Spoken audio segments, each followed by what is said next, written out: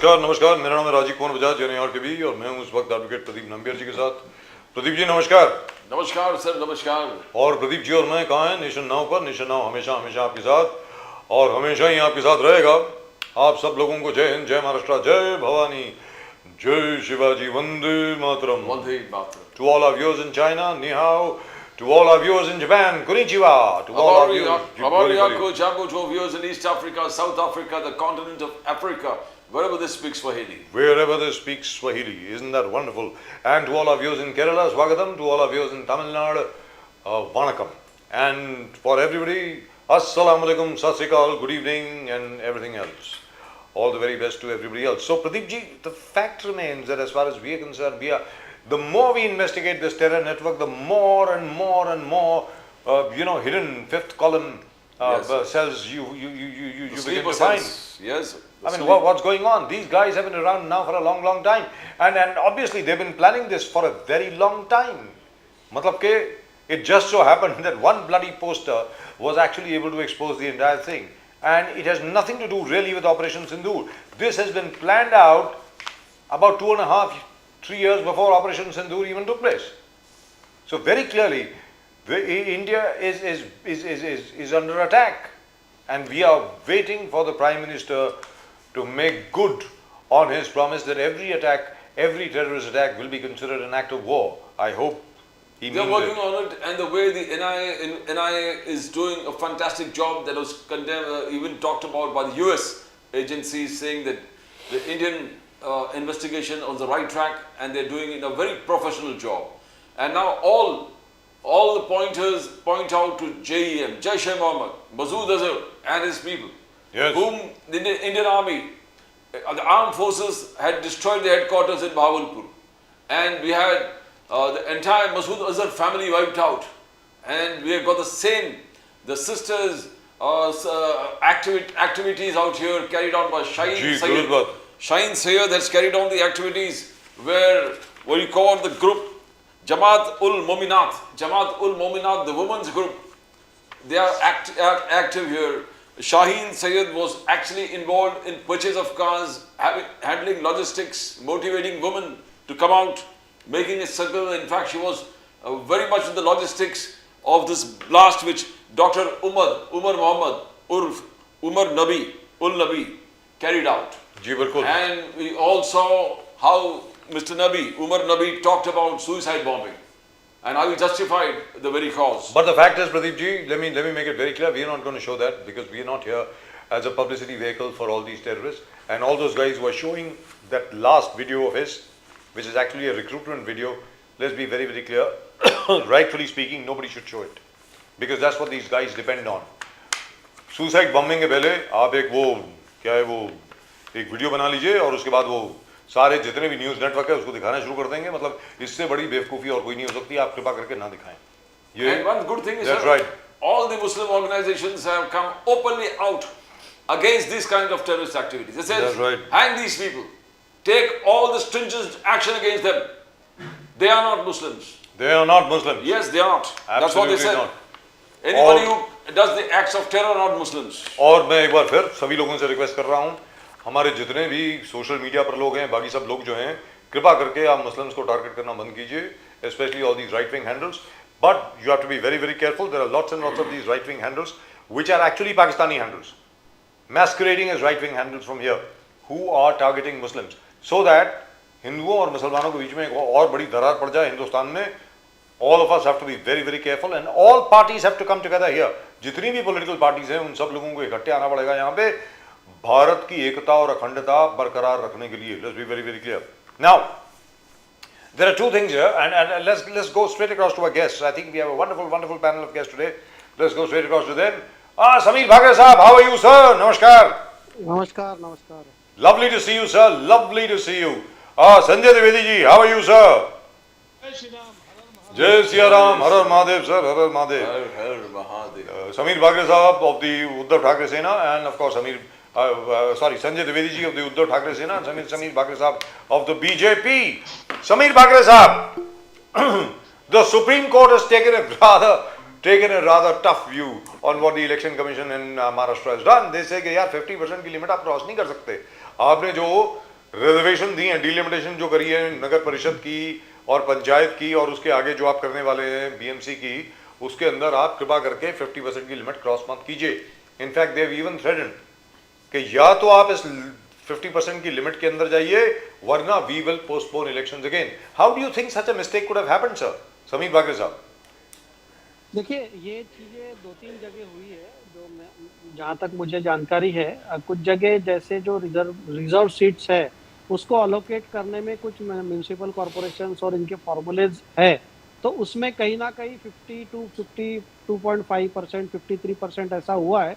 So definitely Supreme Court is supreme in our country, so these directions need to be followed, and Yes. wherever the mistakes have happened they should be corrected and will be corrected by the state election commission। और मैं तो आपको बताता हूँ, नागपुर में भी ऐसा हुआ है अनफॉर्चुनेटली। 53 पॉइंट समथिंग परसेंटेज जो रिजर्व सीट्स है उसमें वो हुआ है। तो but I am very sure that this will be eventually corrected and we will all abide by the Supreme Court's directions and orders in this। लेकिन समीर बागरे साहब, इसका मतलब ये हुआ कि 17 तारीख थी लास्ट नॉमिनेशन की, तो इसका मतलब वो डेट तो चली गई। So we are looking at perhaps another date for the election. क्या अभी वैसे कोई स्टेट इलेक्शन कमीशन की तरफ से अभी तक कुछ नहीं आया है,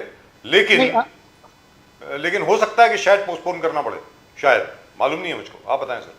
नहीं, I think it is happening in the case of municipal corporations जहाँ पर अभी तक चुनाव की डेट्स अनाउंस नहीं हुई है। The process of reservations and all is going on.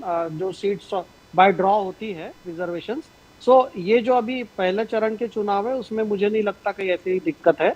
So everywhere it is now properly being done। this will be done in the case of municipal corporation, और जहां ऐसा हुआ है definitely the corrections will be taken. Sir Mumbai में भी हुआ है sir, वो बीएमसी की जो लॉटरी निकली है उसके अंदर भी हुआ है। इट इज मोर देन 53% जो रिजर्वेशन करी है sir. It's a municipal corporation for which the elections are yet to be announced. तो उसमें प्रॉब्लम क्या होगी? मुझे ऐसा लगता है, just you know, I am sorry for staying on this subject but people have to know, वो क्या है कि विमेन रिजर्वेशन वार्ड है, ओबीसी रिजर्वेशन है, शेड्यूल कास्ट रिजर्वेशन है, शेड्यूल ट्राइब रिजर्वेशन है। तो आई थिंक सम ऑफिसर्स में फॉरगॉटन कि ये सारी मिलाकर के भी 50% से ऊपर नहीं होना चाहिए। तो इसमें थोड़ी सी प्रॉब्लम हो गई है शायद। ओबीसी एससी एसटी मिलाकर के अगर 50% से ऊपर होती है तो that is crossing the limit.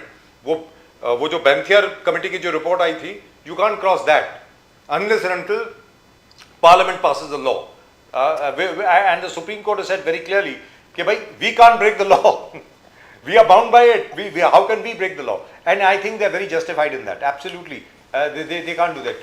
Sir अब आप मैं चाहूंगा दो चीजों के बाद आप कृपा करके आप जरा अपने विचार रखें। नंबर एक क्या है कि सर, जो प्रदीप जी और मैं अभी बात कर रहे थे, जहां तक टेरर नेटवर्क का सवाल है, आतंकवादी नेटवर्क का जो सवाल है, सर जैसे जैसे इन्वेस्टिगेशन आगे बढ़ रही है, मतलब इन्होंने तो पूरा जाल फैला रखा था पूरे हिंदुस्तान में सर। मतलब ये हो क्या रहा है? What are we doing, what are we facing here? We have to be very very alert sir. पूरे हिंदुस्तान को बहुत सतर्क रहना पड़ेगा और सबको टोटली यूनाइटेड रहना पड़ेगा, बिकॉज इन्होंने तो प्लान कर रखा है from across the border. It is absolutely terrible. Sameer Bagre साहब बोलिए सर। देखिए, whatever you are saying that is very very concerning for our country, because what has happened, the regular terror modules उसको हमने बस्ट किया है।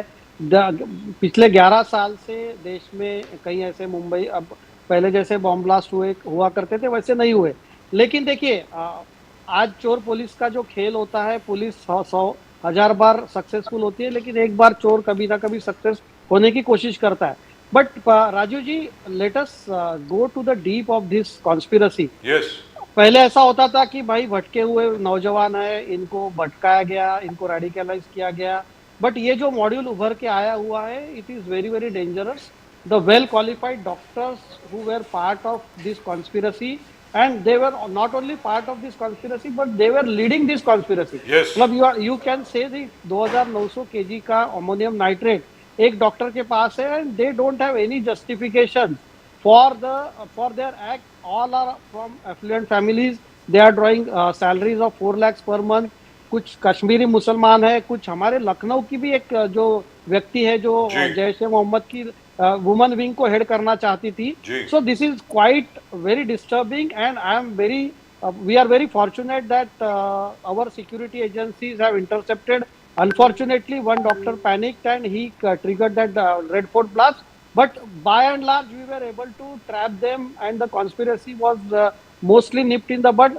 But this is a very, very serious matter. And एक larger question, Rajiv जी, प्रदीप जी, मैं यहाँ कहना चाहता हूँ कि हम कहते हैं कि कोई आतंकवाद का कोई धर्म नहीं होता। आपने भी कहा आतंकवाद का कोई धर्म नहीं होता, लेकिन अगर कोई धर्म के नाम पर आतंकवाद कर रहा है तो क्या ये उस धर्म के लोगों की जिम्मेदारी नहीं है, चाहे मॉडरेट मुस्लिम्स हो, चाहे इंटेलेक्चुअल मुस्लिम्स हो, चाहे अपोजिशन पार्टीज हो, कि इसको कंडेम किया जाए? अगर कोई चीज छोटी सी निकलती है तो फ्राइडे के नमाज के बाद पूरे रास्ते पे जाम किया जाता है, बड़े बड़े जुलूस निकाले जाते हैं, छोटा सा छोटा प्रोवोकेशन। दुरुस्त बात। तो क्या देश के खिलाफ ये जो आतंकवाद है, जो धर्म का नाम पे लेके कर रहे हैं, और मुझे बताइए, he is trying to justify in that video कि no suicide bombing is actually as per the Islamic जो वर्सेस है उसके हिसाब से। सो मुझे ऐसा लगता है there is a big responsibilities on all the citizens of the country, and specially I am not saying that only Muslim should condemn it, but क्या होता है प्रदीप जी, राजीव जी, कि हमेशा मॉडरेट आवाजें अगर दब जाती है तो ये जो मेन स्ट्रीम आवाजें, ऐसा लगता है कि वही है। और आप देखिए, मैं किसी को टारगेट नहीं करना चाहूंगा, लेकिन जो सोशल मीडिया हैंडल्स हैं, कुछ वुमन जर्नलिस्ट है, कुछ वुमन टीवी प्रेजेंटर्स है, who are from Muslim community, they are trying to whitewash this act. So क्या ये समय नहीं है कि हमारे देश के सभी लोग एक साथ आए और इसको भारी मात्रा में कंडेम करें? और ऐसा अगर ये लोग इस्लाम या कुरान का कोई गलत मतलब निकालने की कोशिश कर रहे हैं, तो जो इस्लाम के जानकार है बहुत सारे ऑर्गेनाइजेशंस हैं मुस्लिम्स के जो कंडेम कर रहे हैं। They said people who indulge in are not Muslims, they are got nothing to do with the community, let the law be absolutely harsh on them. That is what the Muslim community leaders have been echoing the sentiments. Nobody is in support of that. Muslim community says, "ये मुसलमान ऐसे नहीं कर सकते." They can't, as you say, misuse of the name in the of act in the name of Quran. They will not allow it, and they have started condemning it. A lot of organizations have come together and issued a joint statement against this also, Bakri Sahab. That's a good sign, don't you think so? देखिए Pradeep ji, issuing only statements will not suffice. It's a conspiracy against the country by the most highest elite class who has been radicalized, unfortunately, at such a scale that they are trying to create an Hamas-style attack of 32 cars being readied for a pan-India attack. So मुझे ऐसा, मेरा एकदम strongly मानना है कि ये कागज का condemnation या giving some statements on Twitter और फेसबुक और इंस्टाग्राम विल नॉट सफाइस। जिस तरीके से लोगों को रास्ते पे आके इसका कंडेमनेशन करना जरूरी है, तो ये एक मैसेज जाएगा। That is not happening. No, you're saying that is not happening. Last time you had Owaisi Saab going up to Supreme Court, knocking the doors of Supreme Court beyond midnight hours to see that Memon, Yaqub Memon gets justice. You're saying that these kind of things should not happen. A terrorist cannot get support from the community. That's what you're saying, Bakri Saab. Of course, Pradeep ji, और support की तो बात छोड़िए, condemnation सिर्फ words में नहीं होना चाहिए, इनका एक्शन भी दिखना चाहिए। As a country it is our responsibility of Bagre साहब, समीर बागरे साहब, एक छोटी सी बात आपके सामने रखना चाहता हूं Dwivedi ji, and we welcome mister Hargun Singh of the Congress. Hargun Singh साहब कांग्रेस से for the first time on the show. Hargun Singh ji, स्वागत है आपका नेशन नाउ में। Thank you so much sir for joining thank us. you sir, thank you. Great pleasure. I hope you can hear me. We can hear you, we can also see you. Thank lovely frame by the way, beautiful lighting, absolutely lovely.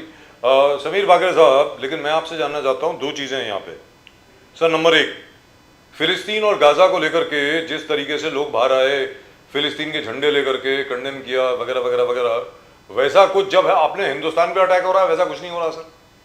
Nobody is coming forward, nobody is holding all these rallies, condemning all this वगैरह वगैरह वगैरह। May be दे से they feel कि भैया investigation जारी है, अभी कुछ नहीं करना।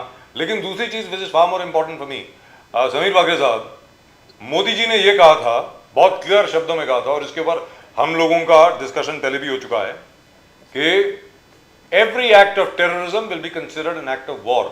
आतंकवाद की कोई भी घटना अगर भारत में घटेगी तो उसको युद्ध माना जाएगा भारत के खिलाफ।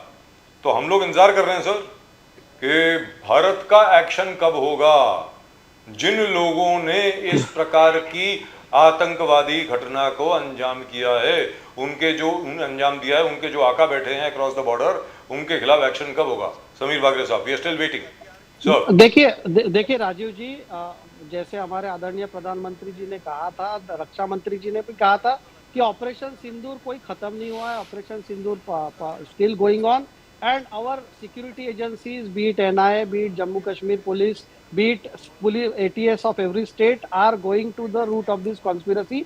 फर्स्ट प्रायोरिटी है कि हमारे देश को सुरक्षित करना है, और ये इनके स्लीपर सेल्स कहाँ कहाँ है ये ढूंढ के निकालना है और उनके ऊपर अटैक करना है। So government of the day is seized of the matter, and they are taking lot of punitive actions, be it choking their financial resources or arresting people who have dubious records or who are connected to this.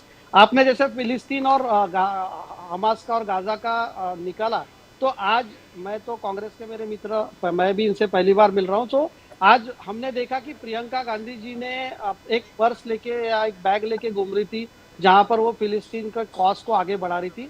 तो आज हमारे देश में अगर इतना बड़ा आतंकवादी हमला होता है तो राहुल गांधी जी हो चाहे प्रियंका गांधी जी हो, इन्होंने एक फीबल कंडेमनेशन दिया है। There is no strong condemnation because they are fearful that they should not actually antagonise their vote bank. मुझे ऐसा कहना है कि why you are saying that if you criticize the terrorists who are doing terrorism in the name of some religion, so उस religion के लोग आपके खिलाफ हो जाएंगे, ये आपको फियर क्यों है? अगर देश के हित में आपको बात करनी है तो कीजिए ना, चाहे आपका वोट बैंक रहे ना रहे, पर ये देश रहना चाहिए। मैं तो ये कहता हूँ कि भाई you want to have something like Kasab के वक्त पर everybody refused to take his body, he was denied a decent burial, you want something like that? You don't want OIC to go and knock the Supreme Court at the midnight hour. That's what he was going to complete that. बोलिए बकरे साहब। देखिए प्रदीप जी, आपने ओवैसी जी का नाम लिया है। I must say that since the operation Sindoor days, mister Owaisi के जो स्टेटमेंट है they are welcome. He also is condemning this religion based terror. He has condemned in the strongest possible words. Same condemnation has not come from opposition parties because they are again concerned with the vote bank. और मैं तो mister Owaisi को congratulate करना चाहूंगा कि the way he has taken stand on operation Sindoor, he has taken Pakistan head on in the operation sindoor days, and now also he has issued strong condemnation. So I don't think Mr. Owaisi will go and support these people. I think he's a changed person. It seems that he's a changed person for I think sir, I'm coming to you, Hargun Singh ji, I'm coming to you. 1 second, sir. 1 second. But the fact remains, Owaisi साहब का जो record है, शायद समीर बागरे साहब आपने देखा नहीं है। I've been following Owaisi for a long time. Owaisi साहब, forget about his brother. I'm not talking about his brother. I'm talking about Assaduddin Owaisi. He is always stuck to the constitution. He's always stuck to constitutional law. और जहां तक पाकिस्तान का सवाल है, सबसे ज्यादा पाकिस्तान को अगर किसी ने कंडेम किया है पिछले 20 साल में, वो असदुद्दीन ओवैसी है। ये भी आपको बता दूं मैं। अगर आप चाहते हैं, I can send you speeches. That way I don't think we can lift a finger on him. Hargun Singh साहब, आप ये बताइए। अच्छा, before I come to you, just one small thing. Sameer Bagre साहब, since we are meeting for the first time after the Bihar election, so congratulations to you. There were other party spokesmen who were here, so congratulations to you on a wonderful, wonderful victory. Of course, as far as the Congress is concerned, the RJD is concerned. RJD के जो तेजस्वी यादव साहब हैं, उन्होंने तो बहुत clearly कहा है कि भैया देखो, ऊपर नीचे होता रहता है, ऐसी कोई बात नहीं है, पॉलिटिकल, ये पॉलिटिक्स है, ups and downs keep happening, and I can see Mukesh Gandhi साहब traveling in a car over there of the NCP. Mukesh Gandhi साहब, hello, how are you, sir? Coming to you in just a minute. Coming to you in just a minute, sir. Yeah. और लेकिन कांग्रेस ने ये कहा है, हरगुन सिंह साहब, केसी वेणुगोपाल साहब ने यह कहा है कि बहुत ही जल्द बिहार में जो कुछ हुआ गड़बड़, बिहार में जो वोट डकैती हुई है, उन्होंने शब्द डकैती इस्तेमाल करी है, उसका पर्दाफाश हम लोग करेंगे। अखिलेश यादव साहब ने भी कहा है कि देखिए ये रिजल्ट तो है यार, वो गले के नीचे उतरता नहीं है। मतलब 200 तकरीबन, now I think it's stuck to about 193 के करीब है, but still it's hell of a lot. Nobody expected this kind of a victory except us. We had predicted this, but that's a separate issue. Because we had seen the results over here in Maharashtra, we had seen them in Madhya Pradesh. उधर लाडली बहना, इधर लड़की बहना, उधर मुख्यमंत्री विकास योजना. How do you fight that? अब हरगुन सिंह जी आप बताएं, 10,000 रुपए बैंक अकाउंट में आप कैसे लड़ेंगे सर? ये तो टेम्पलेट बन गया ना, हर स्टेट के अंदर यही होगा। अब आप क्या करेंगे? अब आप बोलें sir, please. The floor is yours. बोलिए. First of all, I'm joining you all for the first time, Yes. so thanks a lot for inviting me. Welcome, sir. Welcome. We are very happy to have you, sir. Asked me is that yes, it is very very true. ये सच बात है कि जो बिहार का result आया है वो गले से उतरता नहीं है। जिस तरीके से हमारे ऑर्गेनाइजेशनल इंचार्ज श्री केसी वेणुगोपाल जी ने कहा और निरंतर श्री राहुल गांधी जी जो SIR को लेकर या वोट चोरी को लेकर प्रेस कॉन्फ्रेंसेस करते रहे और पर्दाफाश किया, वो कहीं ना कहीं दिखाई दे रहा है कि कितने भयानक तरीके से उसका रिजल्ट बिहार में दिख रहा है। सीटों पे जहां पर 12,000 वोट उड़ाए गए थे, उसी 12,000 के मार्जिन से ऐसी कई सीटें हैं 10-12 जहां पे बीजेपी के कैंडिडेट जीतते हुए दिखाई दे रहे हैं। जो दूसरा बड़ा पॉइंट है कि आचार संहिता के दौरान प्रदेश के प्रधानमंत्री 10-10 हजार रुपए लोगों के बैंक अकाउंट में डालना, वो पिछले कई इलेक्शंस में ऐसा हुआ कि ऐसी स्कीम्स को रोक दिया गया, जो जन कल्याण या को बोलकर जो स्कीम्स दी जाती हैं वो स्कीम्स को रोक दिया गया आचार संहिता के अंदर। बट फिर भी 10,000 रुपए देना, SIR के अंदर 65 लाख वोटर उड़ाना, सर आने वाला समय इस देश के नागरिकों के लिए नहीं, इस देश की पूरी डेमोक्रेसी के लिए बहुत ही टफ टाइम्स है। और इसको बचाने का काम कांग्रेस पार्टी करती आ रही है और आने वाले टाइम में करती रहेगी। हमारे मल्लिकार्जुन खड़गे जी ने और leader of opposition Shri Rahul Gandhi ji ने कल ही 12 स्टेट्स जहां पे SIR होने जा रहा है और चुनाव होने जा रहा है, एक हाई लेवल मीटिंग AICC में बुलाई थी और आगे की रूपरेखा तय की जा रही है। Harvansh Singh, you have been soft on terror. BJP का एक्यूजेशन है that Congress has always been soft on terror because they are more worried about appeasement politics rather than the nation itself. आप देश के बारे में कम सोचते हो, appeasement में ज्यादा। 26/11 everybody reminded. तो क्या आपका बीजेपी में आलोचना करना ठीक है इस वक्त टेरर अटैक के ऊपर? बोलिए हरगुन साहब, बोलिए। दोनों जवाब दूंगा मैं आपको। पहला तो मुझे मेरे जो को फ्रेंड है बीजेपी से, जो मेरे स्पीकर प्रवक्ता साथी है, उन्होंने कहा कि राहुल गांधी जी ने और प्रियंका गांधी जी ने जो कंडेम किया वो स्ट्रॉन्ग नहीं था, फीबल कंडेमनेशन किया। तो आई थिंक पहले तो इनकी क्लासेस लगा दी जाए कि किस तरीके से स्ट्रॉन्ग कंडेमनेशन होता है और फीबल कंडेम कैसा होता है, और OAC जी स्ट्रॉन्ग कंडेम कर रहे हैं। मतलब मुझे तो समझ नहीं आया पहले तो ये बात। Condemnation means condemnation and it is, अगर देश के ऊपर पाकिस्तान क्या कोई भी कंट्री टेरर अटैक करती है या टेरर अटैक करने का सोचती है, उसका कांग्रेस पार्टी और राहुल गांधी जी पुरजोर तरीके से विरोध कर रहे हैं। हमने तो ये भी कहा था कि जब जो पुलवामा में घटना हुई थी मई में, उसके बाद में जिस तरीके से डोनाल्ड ट्रंप ने पहलगाम में पुलवामा नहीं, पहलगाम बनाने की कोशिश करी, पहलगाम में सर, पहलगाम में जो इश्यूज हुए, उसके बाद जो डोनाल्ड ट्रंप ने डिप्लोमेटिक टाइज बनाने की कोशिश करी मोदी जी और इनके साथ, हमने तो उनको भी कंडेम करने को कहा। तभी आप लोग ने डोनाल्ड ट्रंप को कंडेम नहीं किया। कांग्रेस पार्टी इस टेरर अटैक को कंडेम करती है, फिर वो कोई भी जात धर्म के आदमी के द्वारा किया जाए। पर हमारा सर मूलभूत सवाल ये है कि अगर जिस तरीके से राजीव जी ने स्टार्ट ऑफ द शो में कहा कि इन्होंने पूरा जाल बिछाया हुआ है पूरे देश के अंदर, तो सर मूलभूत जवाबदारी इस चीज की होम मिनिस्टर की और देश के रक्षा मंत्रालय की बनती है कि क्यों 10 साल से अगर इनकी सरकार है, पूर्ण बहुमत की सरकार है, तो होम मिनिस्टर को क्वेश्चन क्यों नहीं किया जाता? राहुल गांधी जी तो होम मिनिस्टर नहीं है जी। तो होम मिनिस्टर की जवाबदारी बनती है कि वो आए और अपनी इस जवाबदारी ले। दूसरा टेररिस्ट अटैक पिछले 6 महीने में इस देश पे हो रहा है, बट किसी तरीके से ये लोग मुद्दे को भटका देते हैं और ये बोलते हैं कि राहुल गांधी जी ने कंडेम नहीं किया या इस बंदे ने फलाने ने ऐसा कहा या कोई देश की कोई सेंटेंस जारी कर दिया। बीजेपी के प्राइम मिनिस्टर मोदी साहब को जवाब देने की जरूरत है। हरगुन सिंह जी, I have to stop you for just a second. I'm coming back to you. Oh God, I think we have lost Mukesh Gandhi. Because Mukesh Gandhi ji is in the car, we'll lose him in the next 5 or 10 minutes. Mukesh Gandhi साहब, ये बात तो ठीक है sir, 6 महीने के अंदर अंदर 2 बड़े आतंकवादी हादसे हुए हैं सर, और आज तक किसी को मालूम नहीं पड़ा कि इंटेलिजेंस कम्युनिटी में किसके खिलाफ एक्शन लिया गया है। Sir forget about now, let's talk about Pulwama, Pathankot, Nagrota, Uri. Sir किसके खिलाफ क्या एक्शन हुआ है अभी तक, ये तो बताओ। अब आप बोले मुकेश गांधी साहब, please go ahead sir. Sir देखिए, सिक्योरिटी हमारे देश की इतनी प्रभावी और सक्षम है, बिल्कुल, और इसमें किसके कोई भी ऑफिसर्स के इनके विजिलेंस के कारण ही अहमदाबाद से इतना बड़ा जहरीला पदार्थ को प्राप्त किया, वहां से हरियाणा से इतना बड़ा विस्फोटक हमने जब्त किया। तो ये क्या विजिलेंस नहीं है?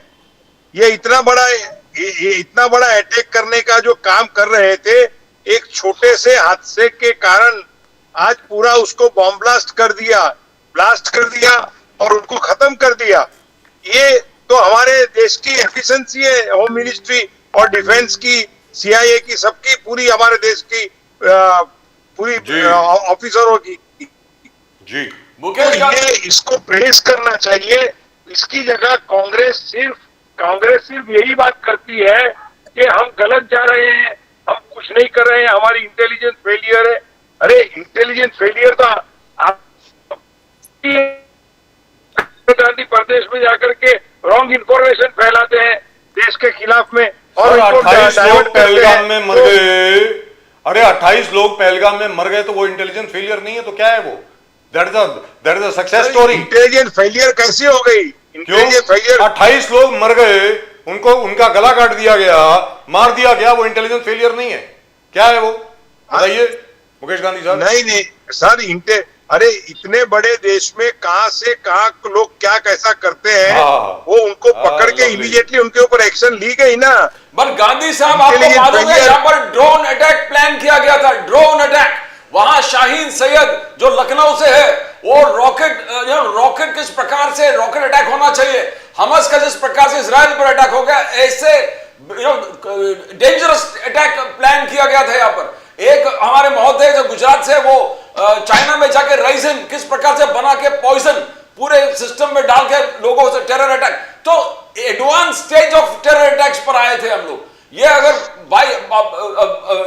जैसे कहा कि फ्लूक में हम पता चला कि ये और बस्ट हो गया, but what was plan was very dangerous, Hamas kind of an attack. And it was being planned for 2 years. दिसंबर जो अटैक, बाबरी मस्जिद वाले अटैक, इतने तरफ से प्लान कर रहे हैं और उनको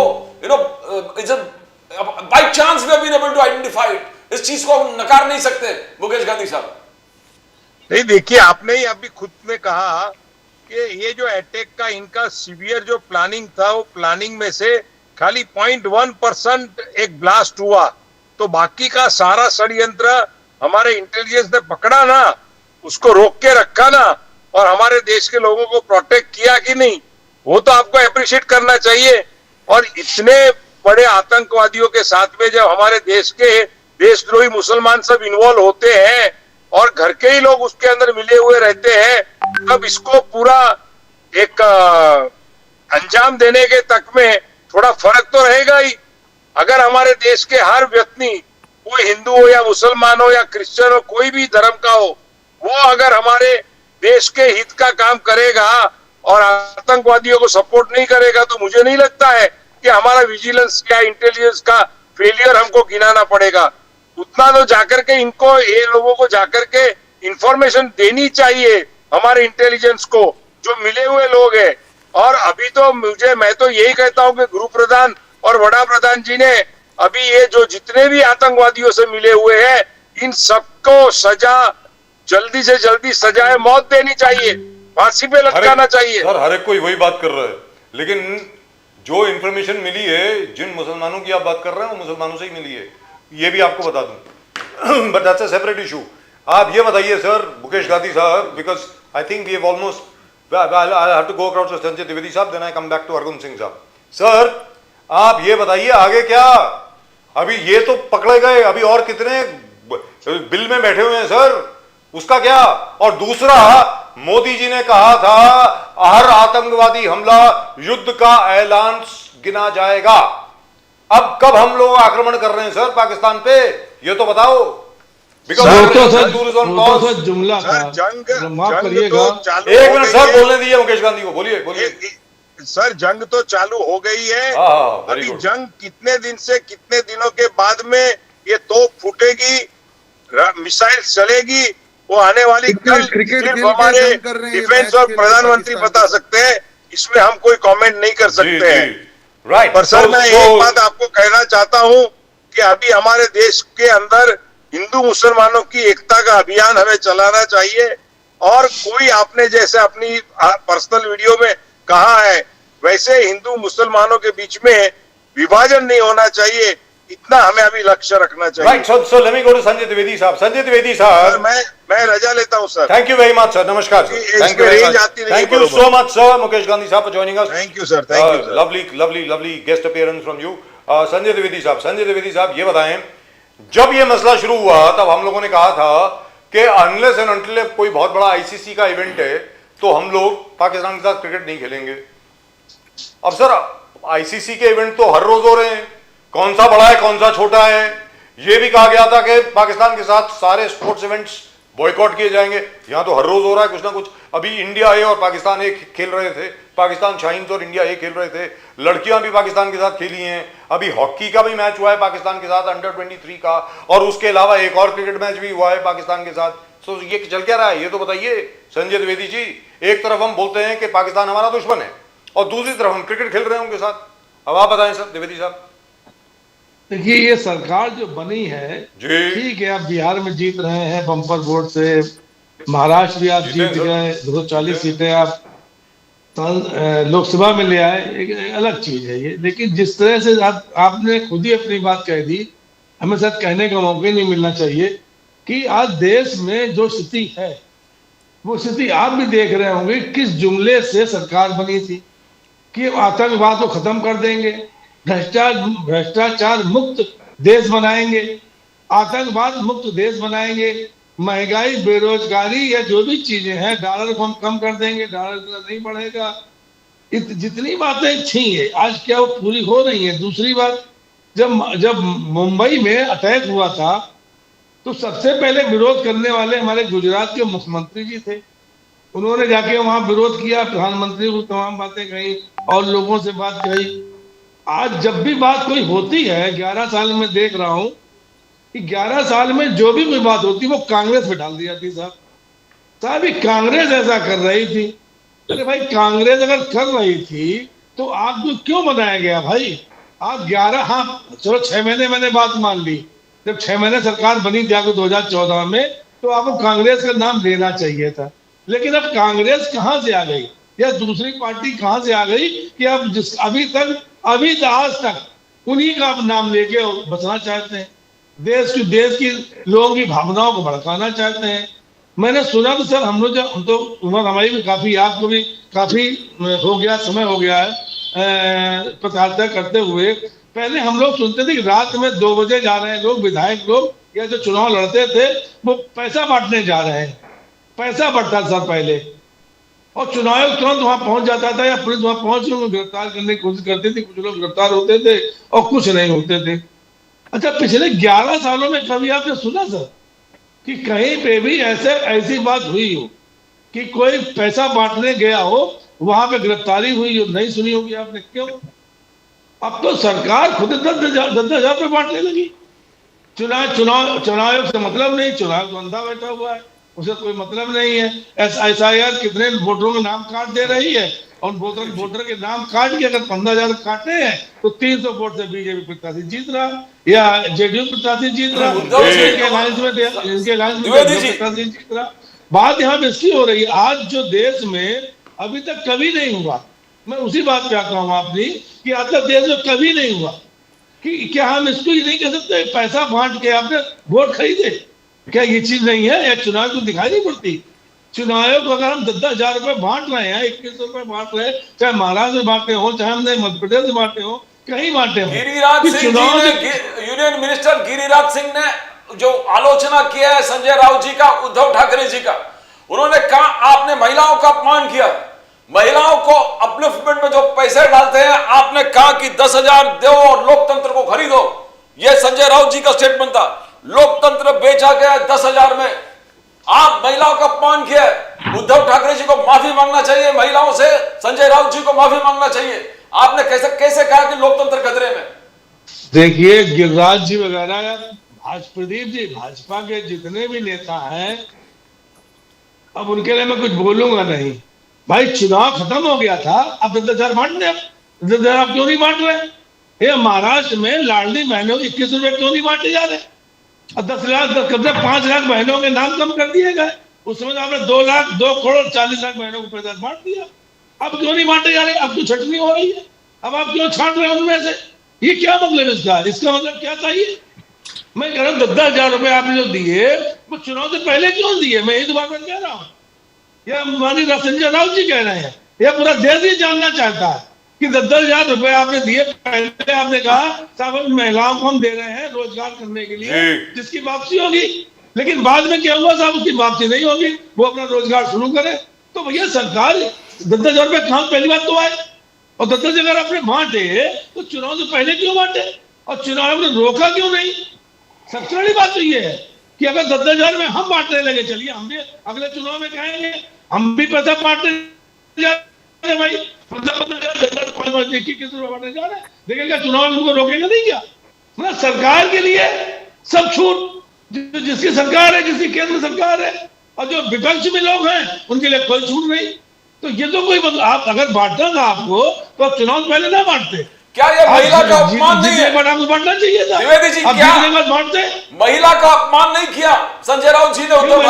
क्यों महिला का अपमान तो भारतीय जनता पार्टी ने किया है। आपने कहा 10,000 भारतीय जनता पार्टी ने किया, एनडीए ने किया महिला का अपमान रुपए बांट के। क्या हमारी करीब 10,000 रुपए बांटने से क्या महिलाओं को भला हो जाएगा? क्या महिलाओं की पूरी जिंदगी चल जाएगी? अब दोबारा रुपए कब उनको मिले बता दें हमको। 10,000 रुपए बांटे, 10,000 रुपए हर महीने, 10,000 रुपए हर महीना। हम तो कह रहे हैं आपसे, अब सरकार आपकी बन गई है, मेरी ये मांग है इस डिबेट में कि 10,000 रुपए हर महीना रोजगार के लिए महिलाओं को दें। जब तक जितनी महिलाएं हैं वो रोजगार युक्त न हो जाए या उनका रोजगार न चलने लगे, आप 10,000 रुपए दीजिए। समीर बागरे साहब, we are getting very good news from all sides. बाकी मतलब in terms of economic indices, in terms of FDI, in terms of foreign exchange reserves, there's very good news from all over the place. We have touched 700 billion again as far as foreign exchange is concerned. In the trade with China, it's at $127 billion, but our exports to China have grown by about 14.4%, which is fantastic. And notwithstanding all the Trump tariffs, the fact remains that Indian exports to US have picked up again this month. In spite of the tariffs, exports have gone up again, which is great news. But ये सवाल जो है, ये तो इसका तो जवाब देना पड़ेगा ना सर आपको। क्या अब ये टेम्पलेट बन गया है? मध्य प्रदेश में लाडली बहना, महाराष्ट्र में लाडली बहना और बिहार में मुख्यमंत्री विकास योजना, क्या सर ये हर स्टेट में यही लागू होगा सर? समीर बागरे साहब प्लीज बताएं। देखिए राजीव जी, हम लोगों ने अगर कोई योजना अनाउंस की and every person in opposition is saying कि 10,000 रुपए महिलाओं को देने से आपका चुनाव जीते, so I want to say to all this people, don't question the electorate wisdom. ऐसा है कि आप अगर कोई चीज से 10,000 रुपए की कोई योजना से आपको लगता है कोई प्रदेश का चुनाव पलटता है या प्रदेश का चुनाव कोई पार्टी को जिताती है electorate, I think you are not understood the Indian electorate. आज भारतीय जनता पार्टी सिर्फ कोई ऐसे इससे नहीं जीत रही है, भारतीय जनता पार्टी नेशनलिज्म से जीत रही है, वेलफेयरिज्म से जीत रही है। जो इंफ्रास्ट्रक्चर डेवलपमेंट हो रहा है वो गरीबों का डेवलपमेंट हो रहा है, मध्यम वर्ग का डेवलपमेंट हो रहा है, रिफॉर्म्स हो रहे हैं देश में, हर जगह यातायात के साधन हो रहे हैं, तो इससे हो रही है।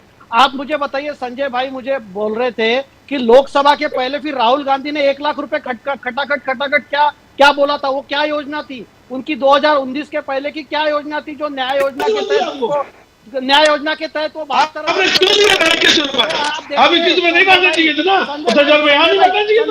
अगर मोदी जी और अमित शाह जी आपकी सरकार की नीतियों से वोट मिल रहा है, बोलने दीजिए।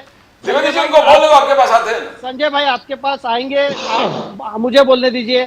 महाराष्ट्र के चुनाव की आप बात कर रहे हैं संजय भाई, हमने 1,500 रुपए बोला और आपकी सरकार ने 2,100 रुपए बोला था, तब कहाँ गया था आपका विवेक? आप ये जो बात कर रहे हैं ना इलेक्ट्रोड को या महिलाओं को अगर कोई पैसा मिलता है उनके रोजगार के लिए, तो आपको कोई हक नहीं है, आपको कोई हक नहीं है ये बोलने का कि इलेक्ट्रोड के पहले रोजगार नहीं दिखा पड़े। अरे भाई साहब, राजीव जी देखिए, चुनाव समय रोजगार दिखाई पड़ रहे हैं। अरे संजय द्विवेदी साहब दिस इज अनफेयर।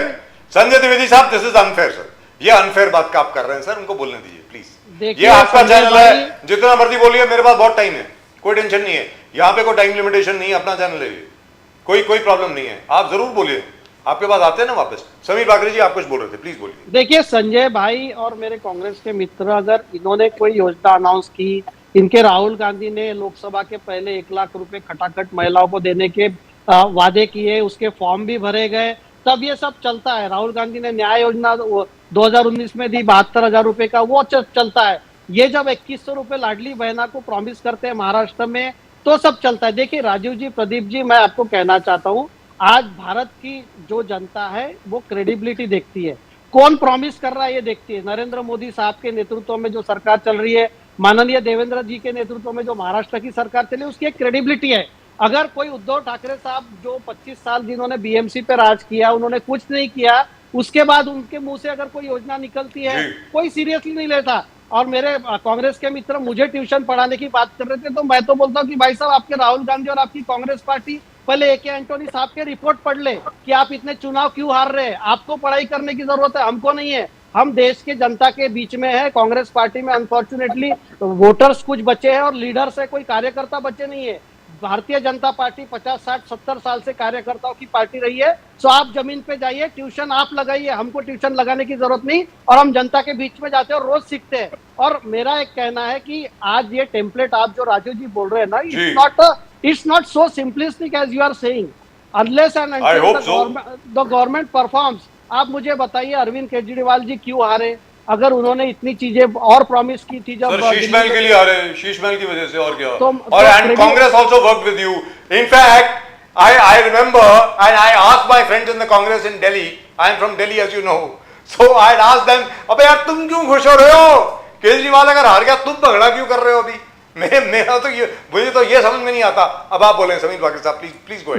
देखिए केजरीवाल जी शीश महल के हारे मतलब क्या हुआ? He has lost credibility.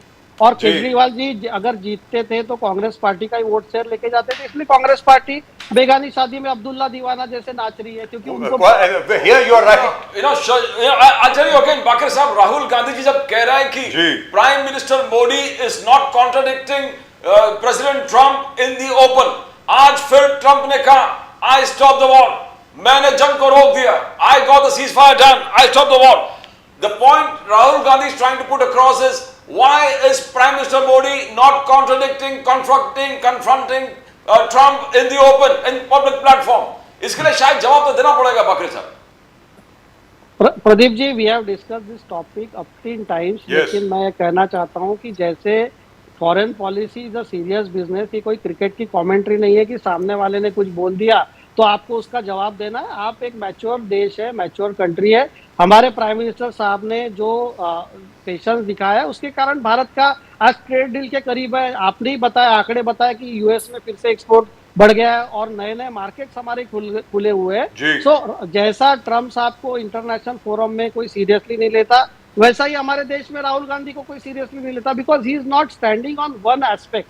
अगर वो बिहार के चुनाव के बाद वो तेजस्वी यादव भी आत्म परीक्षण करना चाहते हैं और राहुल गांधी और एआईसीसी में कोई मीटिंग होती है और वो बोलते हैं कि हमारे 12 स्टेट्स में जो एसआईआर का एक्सरसाइज है हम उसके खिलाफ जाएंगे। अरे भाई साहब, आप बिहार में एक केस तो नहीं प्रूव कर पाए, आप कौन से कोर्ट में गए, आपने कौन सी पिटीशन दायर की? अगर आप चुनाव हारे, आपके पास आज भी 45 दिन है, आप कोर्ट में जाइए अगर वोट चोरी हुई है। वोट तो कैसा है, ये जनता को भटकाना। और मतलब मैं तो कहता हूं इनके लेफ्ट इकोसिस्टम्स के भी जो कमेंटेटर्स है वो भी कांग्रेस पार्टी को नसीहत दे रहे हैं कि भाई साहब go to the ground, understand public issues और जनता के बीच में जाइए। So let me go to our friend from the young friend from the Congress party. Sir आप ये बताइए, सबसे बड़ी बात जो यहाँ पर बनती है, which is a very strange thing, and I've been saying this now for a long time because you know one has been closely associated with the Congress party in the sense that my parents were there, my grandparents were there, they even went to jail. मेरा सिर्फ ये कहना है हरगुन सिंह साहब कि कांग्रेस का जहां तक सवाल है, बिहार में सर आपकी ऑर्गेनाइजेशन नहीं है। The last I think the Congress government was there in 1990, if I'm not mistaken. 1989, sorry, 1989. S.N. Sinha साहब was your last chief minister, Satyendranath Sinha साहब, और उसके पहले भगवत झा आजाद थे। इनफैक्ट जब से आपने जगन्नाथ मिश्रा जी को बाहर किया, तब से कांग्रेस तहस नहस हो गई बिहार में। वही हाल यूपी में रहा। आपके आखिरी चीफ मिनिस्टर जो थे वो अपने नारायण दत्त तिवारी जी थे, उसके बाद आज तक कभी आपकी सरकार नहीं आई। मैं आपसे जानना चाहता हूँ हरगोविंद सिंह साहब कि बिहार के अंदर ये देखा गया कि ऑन ग्राउंड कांग्रेस का नेटवर्क नहीं है सर। कांग्रेस के जो वर्कर्स हुआ करते थे, मैं आपको एक छोटी सी बात बताता हूं, 1983-84 की बात है।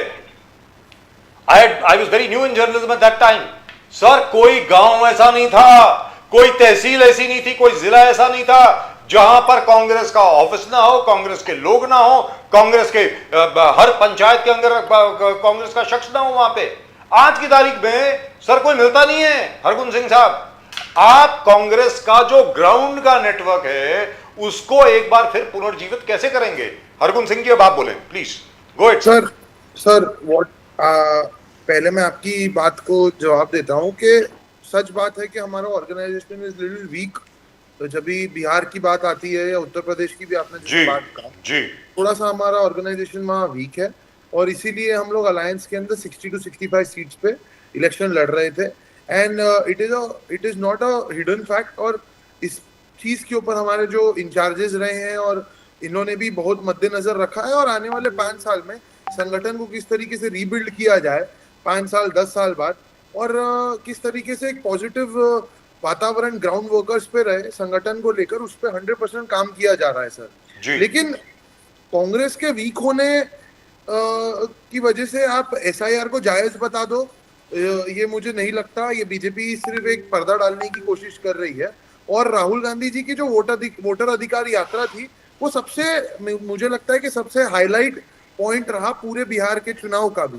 तो अगर हमारा संगठन वीक होने के बावजूद भी आम जनता राहुल गांधी जी के मैसेज से जुड़ी, लेकिन ये किस तरीके से एक इलेक्शन को मल्टीपल चीजें यूज करके तहस नहस किया जाता है, वो चीज नेगेटिव फॉर्मूलाओं से, वो बीजेपी से सीखने की जरूरत है। हरगुन सिंह जी एक छोटी सी बात मैं बोलूं, सॉरी आधा second sir, I'll take just 15 seconds sir. मैंने बहुत बार देखा है, आपने भी देखा होगा, आफ्टर ऑल आप you are a spokesperson for the MRCC. I'm sure you must have had a lot of experience doing politics over here. Sameer Bhakare साहब ने भी देखा है, संजय द्विवेदी साहब ने भी देखा है। सर मैं आपको एक चीज बताऊं, आज तक कभी बाला साहब ठाकरे, बड़े अच्छे मित्र थे हमारे, बाला साहब ठाकरे के नेतृत्व में भी आज तक कभी शिवसेना ने 100 से ज्यादा सीटें नहीं पाई। Shiv Sena used to stop at 60, 65, 70, maximum 73, उससे ज्यादा नहीं होता था। क्या है कि भीड़ का होना वोट में तब्दील होने के लिए बहुत बड़ी ऑर्गेनाइजेशन चाहिए sir. Absolutely true. Rahul Gandhi की जो वोट अधिकार यात्रा थी, अरे भीड़ क्या थी सर, उसमें क्या भरमार थी, लाखों लोग। But how do you convert that into votes? Hargun Singh ji बताएं अब आप। So that is what I was continuing to my point के ग्राउंड पे मैं भी वोटर अधिकार यात्रा में बॉम्बे से हिस्सा बनने गया था, मेरे को भी कुछ रिस्पॉन्सिबिलिटीज वहां दी गई थी, और ग्राउंड का जो माहौल था ना सर, उसके अंदर अगर आप seat by seat analysis election के पहले भी करें तो क्लियर दिखाई दे रहा था कि माहौल महागठबंधन के साथ है, तेजस्वी यादव और कांग्रेस पार्टी के साथ, और राहुल जी का जो मैसेज है वो पब्लिक एक्सेप्ट कर रही है। लेकिन 3-4 चीजों को यूज करके किस तरीके से चुनाव को पूरा अपने पक्ष में ले जाया जाए, ये बीजेपी ने किया है। सबसे बड़ा रीजन, सबसे पहले अचानक में 65 लाख वोट गायब कर देना, फिर सुप्रीम कोर्ट के बोलने के बावजूद लिस्ट जारी नहीं करना। इलेक्शन कमीशन इतना एरोगेंट हो गया है कि वो सुप्रीम कोर्ट से पूछता है कि हम आपके जुरिस्डिक्शन में परव्यू में नहीं आते। उसके बाद में ये 10,000 की बात हो या 2100 की बात हो, लाड़की बहना की बात हो, हमने मैनिफेस्टो में कुछ प्रॉमिस करने की बात हो सर, लेकिन अगर हमने प्रॉमिस भी किया, क्या आप हमें परमिशन दोगे हमारी किसी गवर्नमेंट को आचार संहिता के बीच में पैसे डिस्ट्रीब्यूट करने की? हर महीने 2100 रुपए देना और 10 दिन के अंदर चालू इलेक्शन में 10-10 हजार रुपए 4 बार देना, इसमें बहुत फर्क होता है। तो अलग अलग चीजों को, डेमोक्रेटिक इंस्टीट्यूशंस को आप कब्जा कर लेते हो, उसके बाद में आप इलेक्शन को कैप्चर करते हो, तो ये सर नए पैतरे आजमाते हैं। हरगुन सिंह जी, 272 eminent citizens that include honorable retired judges and top post जो retired bureaucrat थे, सब लोगों ने राहुल गांधी जी का आलोचना किया। Well, like, don't blame the SIR. You can't blame the institutions that govern our country. He said you're blaming the election commission, you're blaming the EVMs, you're blaming the SIR, but you're not introspecting. Rahul Gandhi ji introspect नहीं कर रहे। शशि थरूर ने कहा कि the party should look beyond the family, जो potentials है उसको समझ के जो चीज नेशनल इंटरेस्ट में हमको बात करें। So you have got a revolt, rebellion within the party also. You got bureaucrats, former judges criticizing Rahul Gandhi for blaming the SIR. तो किस प्रकार से देखते हो? तो is the Congress, mattered from all sides? Sir, what kind of introspection are we talking about? If we were not introspecting our losses, why would we call a meeting 4 days after our Bihar loss? We are introspecting. Rahul Gandhi ji, Shri Mallikarjun Kharge ji, everyone is introspecting. But a kind of a bubble हमेशा बना दिया जाता है सिर्फ Congress party के around कि ये ऐसे करते हैं और वो वैसे करते हैं. आपको और हमको ये चीज समझने की जरूरत है कि बीजेपी का ये एक इजी हथकंडा है कि जनता के काम करने नहीं है, डेवलपमेंटल वर्क्स करने नहीं है. और कुछ समय पहले मैंने आई थिंक किसी को सुना कहते हुए कि all the indices have been looking good. Sir we are मैंने बोला सर या राजीव सर आपने कहा था. तो we are at a record high level when it comes to unemployment. Our press freedom index has gone to the dogs. Chronic capitalism देश में बढ़ते जा रहा है. अमीर और गरीब का जो अंतर है जिसको कम करने के लिए कांग्रेस ने पिछले 50 साल काम किया, वो अंतर फिर से बढ़ना शुरुआत हो गया. तो हम किसी भी तरीके से, और टेररिज्म की बात करो जो मूलभूत मुद्दा रहा मोदी जी का सरकार में आने के लिए, 2 या 3 बार वो सरकार यही बात करके आए.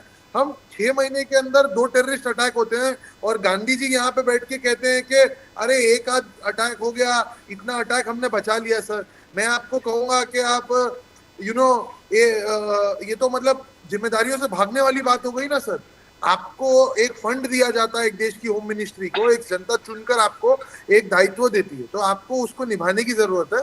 लेकिन ये सब चीजों से पर्दा हटाने के लिए कांग्रेस पार्टी क्या कर रही है, राहुल गांधी जी ऐसे क्यों नहीं सोच रहे हैं, कुछ एक्स ब्यूरोक्रेट्स को मीडिया में लाके बता दिया जाए कि ये ऐसा बोल रहे हैं. Sir sir, that is what the BJP is doing. आज के डेट पे 7 डिबेट या 8 डिबेट का टॉपिक होना चाहिए कि क्यों home minister Amit Shah resign नहीं कर रहा है 6 महीने के अंदर 2 टेररिस्ट अटैक होने के बावजूद भी. लेकिन हरगुन सिंह जी, सबसे बड़ी बात यहाँ पर यह बनती है, भारतीय जनता पार्टी वो करेगी, रूलिंग पार्टी वो करेगी जो उसके हित में है, आप वो करेंगे जो आपके हित में है. लेकिन हमको ये दिख रहा है कि जो आपको अपने हित में करना चाहिए वो नहीं कर रहे. फॉर एग्जाम्पल मैं छोटा सा आपको उदाहरण देता हूं. अभी भी वक्त है, वेरी फ्रैंकली, कल सरकार जो है स्वेरिंग इन कल है. सर अभी तक कितनी कंप्लेंट्स लॉन्च हुई हैं सर? 61 सीट में आप लड़े थे, 61 सीट्स. उन 61 सीट्स में से बिहार में कितनी कॉन्स्टिट्यूएंसीज में आपने कंप्लेंट लॉन्च करी है कि यहाँ पर गड़बड़ हुई है, वोटर लिस्ट ठीक नहीं है? तो नंबर लेके मैं आपको दूंगा. मैं आपको महाराष्ट्र चुनाव के बारे में बताता हूँ. जी बोलिए सर. महाराष्ट्र चुनाव में मुंबई के अंदर 36 में से 16 एमएलए कैंडिडेट्स जो हार गए उन्होंने कंप्लेंट रजिस्टर की और आने वाले समय में और कुछ काफी सारे केसेस चल भी रहे हैं. अभी समझ रहे हैं आप, साइन कोलीवाड़ा के अंदर एक केस चल रहा है, अंधेरी वेस्ट सीट के ऊपर एक केस चल रहा है. मल्टीपल केसेस सर हमने रजिस्टर किए, हमारे कैंडिडेट्स ने रजिस्टर किए. और आने वाले टाइम में बिहार के अंदर भी कितने नंबर ऑफ कैंडिडेट्स ने केसेस रजिस्टर किए वो आपके सामने आ जाएगा. Very good. But you in Very Bihar, good. But what you need, Bihar, you need to proceed systematically and legally. I agree with you. जी बोलिए. बिहार में जिस प्रकार से मोदी जी ने हाईलाइट कर दिया, आपको लैपटॉप चाहिए या आपको कट्टा चाहिए, आपको रंगदारी चाहिए, एक्सटॉर्शन चाहिए, किडनैपिंग चाहिए या आपको सुशासन चाहिए. 1 करोड़ जॉब्स के ऑफर दिए, 1 करोड़ लखपति दीदी बनाने के वादा मोदी साहब ने किए और 10,000 तो पहले ही दिया था. Don't you think these are the factors? जैसे मोदी साहब ने कहा, these can be the factors, but ये ऐसे लोग बोल रहे हैं जिनके अलायंस का एक एमएलए कैंडिडेट अनंत सिंह, जिसके ऊपर मर्डर चार्जेस लगते हैं, ओपन इलेक्शन के अंदर उसके कैंपेन में फायरिंग होती है और वो क्लियरली प्रूवन है, कैमरा के अंदर है कि उन लोग के लोगों ने और उन्होंने फायरिंग करी. ऐसे लोग रंगदारी की बात कर रहे हैं. सर दुर्भाग्यपूर्ण ये है कि जब मोदी जी ऐसी दोगली बातें करते हैं उसको मीडिया बहुत भुलाता है हमारा. और क्योंकि मीडिया की गलती ये है कि media controlled by some people है. इंडिपेंडेंट मीडिया आपके जैसा बहुत कम बचा है जो दोनों कॉइन के दोनों पहलू बताने की कोशिश करता है. बहुत कम इंडिपेंडेंट मीडिया बचा है. ये लोग रंगदारी की बात कर रहे हैं. 20 साल से सरकार में ये लोग हैं और ये 90 दशक की बातें कर रहे हैं. ये नेहरू जी की बात करेंगे, ये लालू जी की बात करेंगे.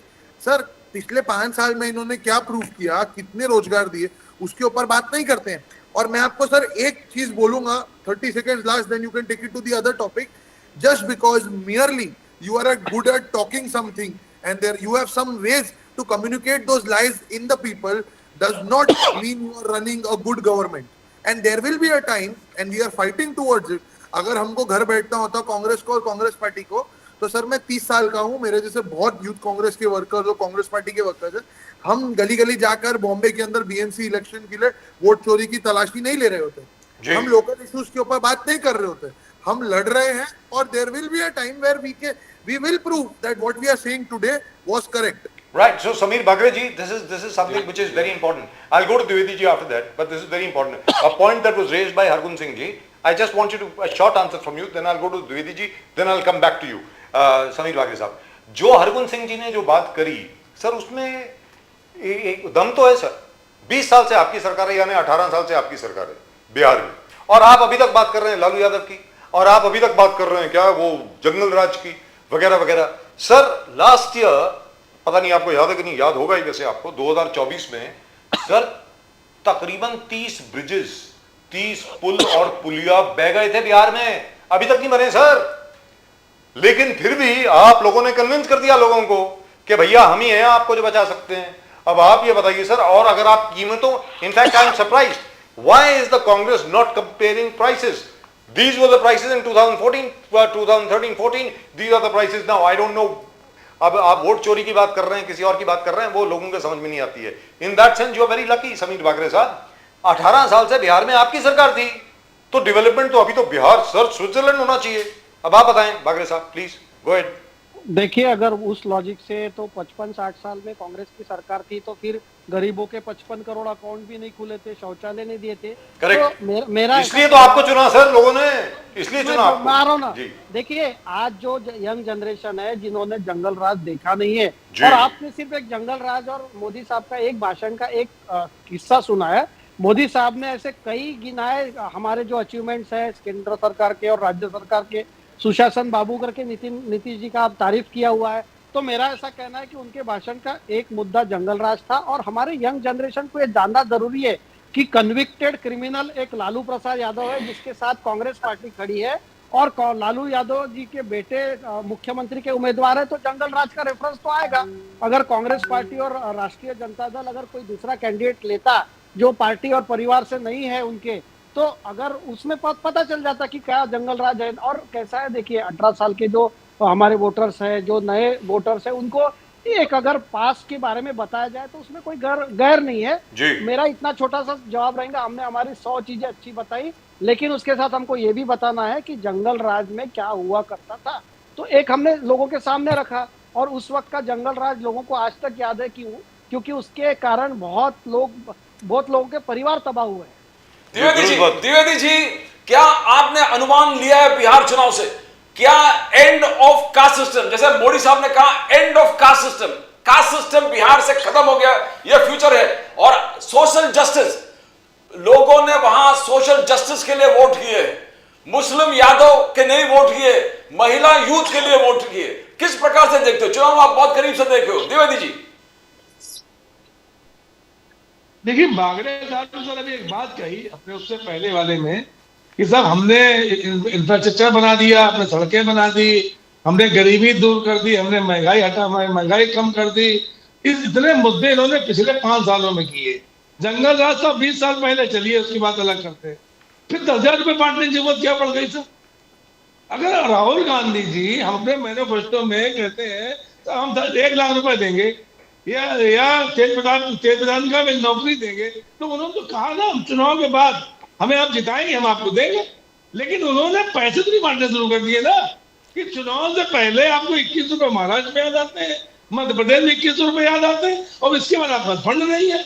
आपने तमाम गारंटी, महाराष्ट्र की बात कर लीजिए, आप श्री भोजन थाली देंगे, हम सस्ते दामों पे मुख्यमंत्री तीर्थ यात्रा कराएंगे, 25 लाख नौकरियां देंगे, किसानों के ऋण माफ करेंगे। कितने किसानों के ऋण माफ हो गया मुझे बता दीजिए सर, आप ऋण माफ करेंगे।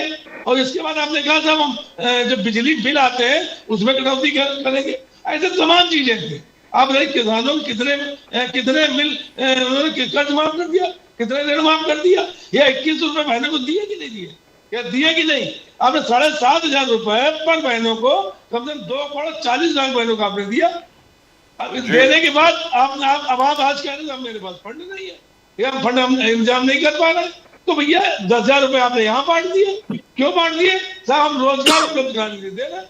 तो भैया आप अपने मैनिफेस्टो में लिखते हैं कि अगर हम जीत के आएंगे तो हम 10,000 रुपए महिलाओं को देंगे रोजगार के लिए, लेकिन आपको बांटना शुरू कर देते। ये तो तानाशाही हुई ना भाई। चुनाव चुपचाप बैठा हुआ है, सभी चुप आए। अब तो चुनाव चुप ना बैठा होता तो 10,000 रुपए आप कैसे बांट देते?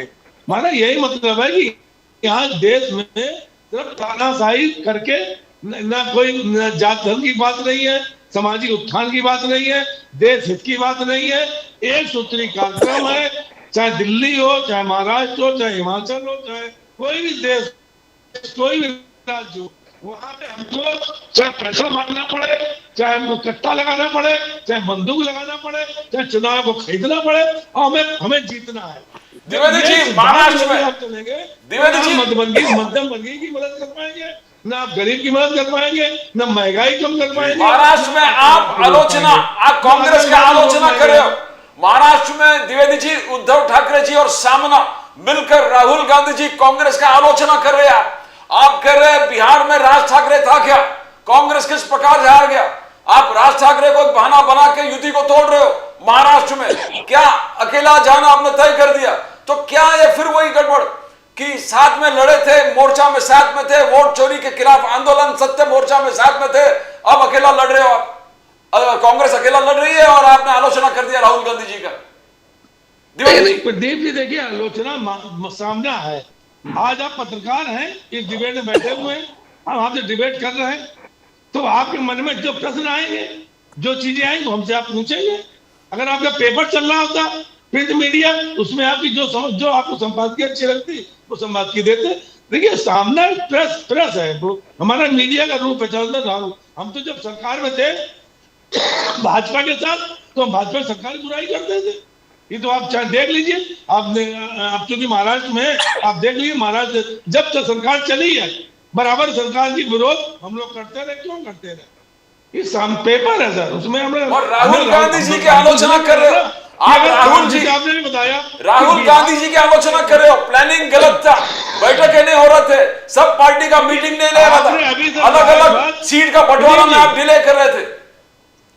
आप राहुल गांधी जी पे आलोचना कर रहे हैं, कांग्रेस पर आलोचना कर रहे हैं। प्रदीप जी अभी आपने क्या कहा, बिहार और उत्तर प्रदेश में संगठन नहीं है, आपने बात कही। तो हम अगर बात कर रहे हैं राहुल गांधी जी की या कांग्रेस की बात कर रहे हैं, तो हम इसलिए बात नहीं कर रहे हैं कि हमारा उनसे कोई दुराभाव है या हमारे संबंध खराब हो गए। हमारी महाविकास अघाड़ी महाराष्ट्र बनी है, वो बनी रहेगी, उसमें कोई टेंशन नहीं है। सर कांग्रेस ने कहा है, द्विवेदी जी शायद आपको मालूम ना हो, कांग्रेस ने कहा है, और यूजुअली कांग्रेस यही करती है, और जहां तक के कांग्रेस कार्यकर्ताओं का सवाल है, उनकी ये डिमांड है कि भाई कॉरपोरेशन का जो चुनाव है वो अकेले लड़ना चाहिए। कॉरपोरेशन में भी अगर आप जो है अलायंस कर लेंगे तो वो जो सबसे छोटा कार्यकर्ता है वो कब लड़ेगा भाई? अगर वो सीट भी आप क्या अगर अलायंस में कर देंगे तो हम कब लड़ेंगे? Which is correct also. जी इससे पहले जब बीएमसी चुनाव हुआ था, आपको याद होगा कि भाजपा शिवसेना अलग अलग लड़े थे, आपको याद होगा जी बिल्कुल। 84 सीटें हमने जीती थी और 82 सीटें भाजपा ने जीती थी। बाद में भाजपा ने हमको मदद करके, हमारे सरकार में मदद कर, मतलब बीएमसी मदद करके और हमारा मेयर बनवाया था। तो अगर हम चुनाव अलग अलग लड़ भी रहे हैं, जो हमारे उनकी भावना, सर उद्धव जी नहीं लड़ना चाहते अलग। अरे उद्धव जी नहीं लड़ना चाहते। अरे द्विवेदी जी आप क्या बात कर रहे हैं? गठबंधन टूटने की बात कहां से आ गई? अरे द्विवेदी जी, अच्छा ठीक है, let me go to Sameer Bakre से। समीर बाकरे साहब, ये अभी क्योंकि our friend from the Hargun Singh साहब from the Congress mentioned that I had mentioned some economic indices. Let me point out the IMF and the World Bank say the real GDP is projected to grow by 7.8% in 2025-26 in India. Number 2, gross value added index has grown by 6.4%. Services sector has grown by 9.3%. Private final consumption expenditure has grown by 7.3%. And in terms of tax revenue, GST collections have hit a record high in April 2025. We have never had such a huge GST collection. But all I am saying is, this is exactly like what was happening during Dr. Manmohan Singh's time. क्या था sir उस वक्त भी? I still remember my dear friend Arun Jaitley साहब अरुण जेटली साहब ये बोल रहे थे growth is fine but it is jobless growth. Isn't that the same thing which is happening now, Sameer Bakre sahab? You got great growth which is happening, but where are the jobs? Bakre sahab, please. Sir doctor Manmohan Singh साहब के वक्त जो growth हो रही थी that was fuelled by unnecessary increasing the bank credit to non deserving person which was the perfect case for crony capitalism. आज हमारे सामने आज इंफ्रास्ट्रक्चर डेवलप हो रहा है. मेरे भाई मुंबई से है, अर्जुन सिंह साहब मुंबई से, हरगुन सिंह साहब मुंबई से है. he is also will bear with me that lot of infra has been developed by honorable CM of Maharashtra Devendra ji, be it metro, be it coastal road, be it other projects.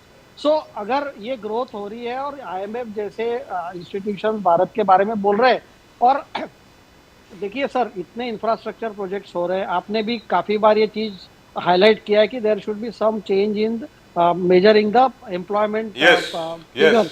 सो आपका वो भी एकदम perfect analysis है.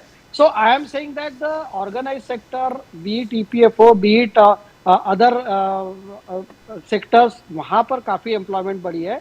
और मैं आपको एक बात क्लियरली कहना चाहता हूँ कि अगर अपोजिशन पार्टी जो बोल रही है तो एक तरफ तो ग्रोथ बहुत तेजी से हो रही है और दूसरी तरफ आप देखिए इन्फ्लेशन के आंकड़े रिकॉर्ड लो पे है.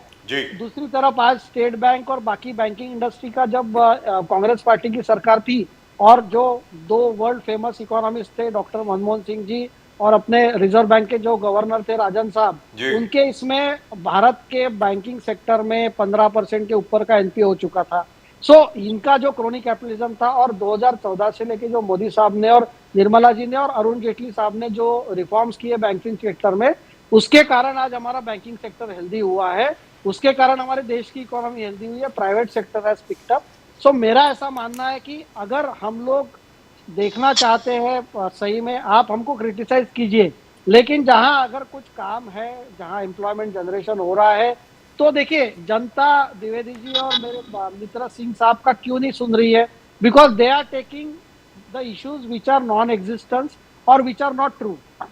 जी right. So I want to ask you, corruption, crime, clean chit, Bakre साहब ये बहुत बड़ा समस्या हो गया.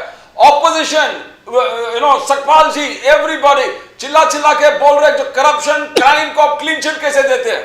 आपने मोहन जी को क्लीन चिट दे दिया, आपने आगे जाके निंबालकर जी को क्लीन चिट दिया जो आपके MP है, आपने अभी पार्थ पवार को क्लीन चिट दिया. पार्थ पवार 300 करोड़ के प्रॉपर्टी, सॉरी 1800 करोड़ के प्रॉपर्टी 300 करोड़ में ले रहे हैं. अलग अलग स्तर पर जो इंक्वायरी कमेटी बिठा रहे हैं उनको क्लीन चिट दे रहे हैं. आई मीन समीर बाकरे साहब, फडणवीस साहब has got a clean image, Modi साहब सेज बर्दाश्त नहीं करेंगे. What is this clean chit before any judicial inquiry? देखिए आपने प्रदीप जी 3 मामले उठाए और तीनों मामलों में जो आज पहले मोहन जी का मामला था, उनके ऊपर ये आरोप था कि वो किसी कंपनी में पहले पार्टनर थे, उस कंपनी ने एक ऑक्शन में जगह ली. तो अगर मुझे बताइए कि अगर कोई ट्रांसपेरेंट प्रोसेस से अगर ऑक्शन होता है और उसमें कोई कमर्शियल एंटिटी जगह लेती है तो उसमें मोहन साहब का क्या संबंध था? और देवेंद्र जी ने ये कहा है कि जो गिल्टी है उसके ऊपर आप जाइए. और वहां पर ऐसा हुआ कि वॉलेंटरीली ट्रस्ट और जो बिल्डर थे उन्होंने कहा कि हमको ये जगह नहीं चाहिए भाई. उन्होंने अपने चैरिटी कमिश्नर के पास एप्लीकेशन किया और वो डील कैंसिल हुई. दूसरा निंबाळकर जी का जो इशू है, देवेंद्र जी ने उसी दिन कहा था कि अगर मुझे 1% का भी डाउट रहता कि अगर इनका कोई उसमें अनफॉर्चुनेट इंसिडेंट में हाथ है तो मैं आता नहीं. तो देखिए प्रदीप जी, राजीव जी, किसी का भी नाम लेके उसको बदनाम करना बहुत आसान है.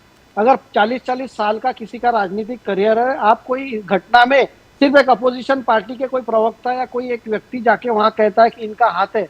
अगर आपका पुलिस इन्वेस्टिगेशन चल रहा है, कोर्ट्स आर देयर, अगर आपको ऐसा लगता है कुछ गलत हो रहा है तो भाई आप जाइए ना, you become a party to that petition. और इंक्वायरी हो रही है, FIR हुआ, पुलिस को अरेस्ट हुआ, जो लैंडलॉर्ड था उसका अरेस्ट हुआ. तो मुझे बताइए कहां पर मुजरिमों को बख्शा जा रहा है? So there is no case which is being made out और जो मुजरिम है वो तो जेल के अंदर है. अगर मोहन जी के केस में अगर कुछ गलत हुआ था तो इंक्वायरी हुई है, उसमें जमीन जो जैन समाज की उनको वापस मिली है, तो वो कमर्शियल ट्रांजैक्शन था, उसमें कोई क्राइम नहीं. Mister Parth Pawar sir, and of the case of Mr. Parth Pawar, I will like to reply to Mr. Parth Pawar case also. Yes, please. Parth Pawar साहब के केस में खरगे साहब की कमेटी बनी हुई है जो इंक्वायरी कर रही है, there has been an FIR which has been filed. और आपको भी पता है राजीव जी, आप एक काफी एक्सपीरियंस व्यक्ति है कि एफआईआर में अगर किसी का नाम इंक्वायरी में आगे इन्वेस्टिगेशन में आता है तो वो जोड़ा जाता है। जी। That is a process of law. Yes. तो आप ये नहीं कह सकते कि किसी को क्लीन चिट दी है, किसी के अगर हम प्रीजज करें, जैसा मीडिया में अगर मीडिया ट्रायल चलाना है, हम प्रीजज करें कि नहीं पार्थ पवार ही गिल्टी है। अरे पहले इन्वेस्टिगेशन तो होने दीजिए। Kharge I think Hargun Singh ji will exactly postmortem करेंगे. How do you see that Hargun Singh? Is it so easy as बाकर साहब बोल रहा है कि everything is fair and किस प्रकार से देखते हो हरगुन सिंह जी? सर ये तो ये मैं क्या बोलूं, कोई भी महाराष्ट्र की हर एक जनता को मालूम है कि बीजेपी के साथ जो भी जुड़ जाता है और जो भी मिल जाता है वो एक सुपर्ब वॉशिंग मशीन का हिस्सा होके निकलता है और फिर वो कुछ भी काम करता है वो कुछ खराब नहीं होता है। वो तो मियर हल्की सी गलती होती है और वो छोटा सा कोई चूक होती है और स्टेट के डिप्यूटी सीएम जो अपनी एक इमेज बनाते हैं कि वो बहुत ही ज्यादा काम करने वाले लोग हैं, जनता के हित का काम करते हैं, वैसे आदमी इतना बड़ा स्कैम उनका बेटा करता है और हम रिस्पॉन्सिबिलिटी और अकाउंटेबिलिटी चेक नहीं कर पा रहे हैं इनकी। जी। आप मुझे एक बात बताइए, वो बोलते हैं अरे ये मेरा बेटा है गलती कर कर सीखेगा। अरे साइकिल चलाते चलाते गिर गया क्या जो गलती कर कर के सीखेगा? देश स्टेट के टैक्स पेयर्स का पैसा लेकर आपका बेटा जस्ट एक क्राइम करके निकलने वाला था। वो तो किस तरीके से किसने विसल ब्लो की, किस तरीके का हुआ और इनकी महायुति की आपस की क्या खींचतान चल रही है उसमें बाद में आऊंगा। मैंने तो कुछ और स्टोरी सुनी है उस बारे में कि किसने वो चीज लीक करी, लेकिन सबने सुनी है। जी हाँ, आप सबने सुनी। तो वो तो बात की बात है, लेकिन सर आप अजीत पवार जी को रिजाइन करना चाहिए। लोकल बॉडीज के अंदर स्पेशली पुणे, पिंपरी चिंचवड़ ये सब एरियाज में ये बहुत बड़ा पोलिंग का मुद्दा भी रहने वाला है कि अजीत पवार क्यों जो इरिगेशन स्कैम की बात मोदी जी आकर रैली में करते थे फिर उनको 2 महीने बाद अलायंस पार्टनर बना लिया जाता है। उनका बेटा अजीत पवार का बेटा पार्थ पवार इतना बड़ा लैंड स्कैम करने जाता है, क्यों उसके ऊपर केस नहीं होता है? 99% partner in the company is Ajit Pawar son and the FIR is filed in the name of the person who is 1%. But it's not a permanent FIR. No, names can be added. How names can be added. all these things happen? आप मुझे बताओ 5-5 लाख रुपए के कोई matter के अंदर ED false case बनाकर opposition के नेताओं को अंदर डाल देती है। जी, दुरुस्त बात। 100 हजारों करोड़ के स्कैम के अंदर and they get away with it. It is such a jingo stand that we are staying in that they get away with it, sir, and Right. we keep on talking about it. Dwivedi ji कुछ बोलना चाहते हैं? I think Hargun Singh ji wants to leave because that's what he After- gave a message. yes, sir, after Hargun this, I Singh ji, might thank you leave. very much for joining us. We'll have the pleasure Thank of your you. company again. Thank you very much. So Thank nice you, of you. thank you. जी।